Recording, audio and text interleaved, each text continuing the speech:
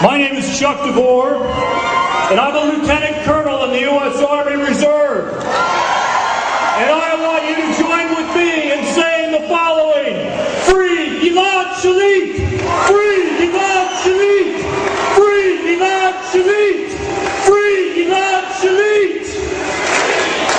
Yes!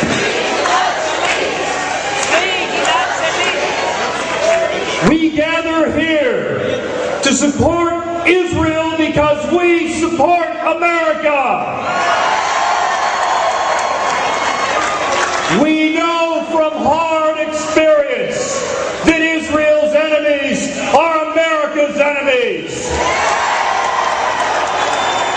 We know from bitter lessons that they hate Israel for the same reason they hate America. They hate a free society. They hate religious liberty. And they hate people who will not bow down to their oppression. Make no mistake, defending Israel is defending America. If Israel disappeared tomorrow, who believes that the terrorists would disband? Who believes that the target would not simply shift from Tel Aviv to Los Angeles? We used to tell ourselves that what happened in Israel could not happen here. That was before 9/11. That was before Fort Hood. That was before Times Square. That was before a dozen Islamist plans and plots to slaughter Americans in their homes, schools, and streets. Let us say this unequivocally and unashamedly and emphatically. What Israel did to the Gaza flotilla was right, it was legal, and it was moral. It is never wrong to blockade a terrorist state.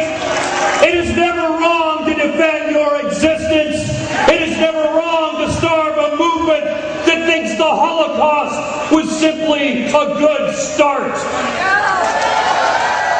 The fight between Israel and Hamas is the fight between civilization and barbarism. It is simple as that. Our grandfathers left their homes and families and traveled halfway around the world to defend freedom.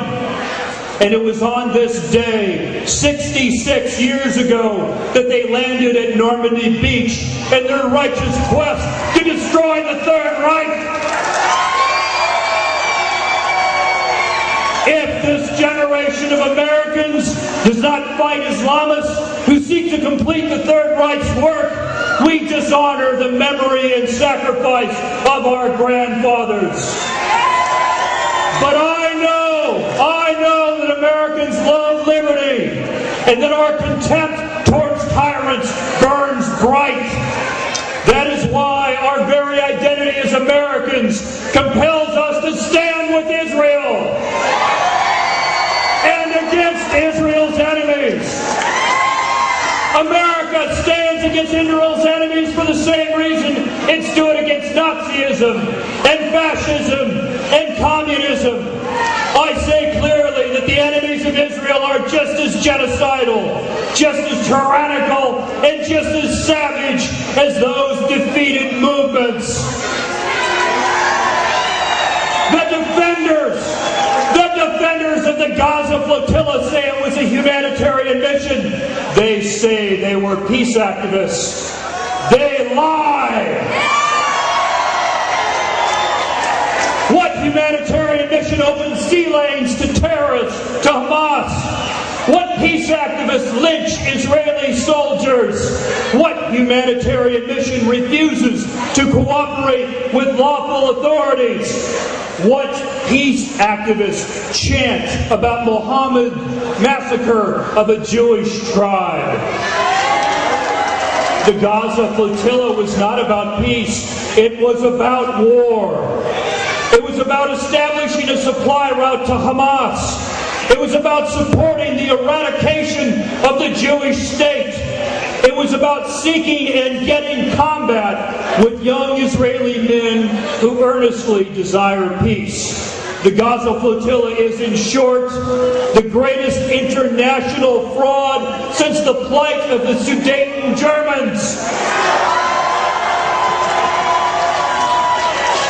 There is only one thing about the Gaza Flotilla that contributed to peace, and that is when the IDF stopped it dead in the water. Now, the mayor of Beverly Hills